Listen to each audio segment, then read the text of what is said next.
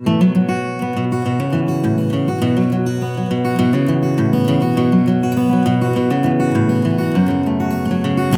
शाळेतील कोणीतरी एक विद्यार्थी येतो व नेहमीप्रमाणे नळ चालू करतो व हात धुवून निघून जातो.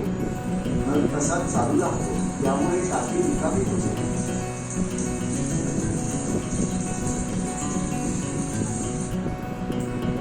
थोड्या वेळाने तिथे आराधी येतो. अरे पाणी का येत नाही? एवढ्या लवकर पाणी संपले कसे? थोड्या वेळाने तिथे शौर्या येते. अरे पाणी का येत नाही? एवढ्या लवकर पाणी संपले कसे?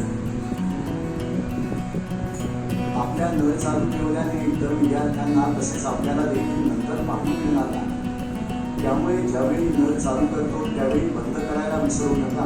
आता कोणी नळावर आले तर तुम्ही नळ बंद करा, फक्त नळाला टच करा.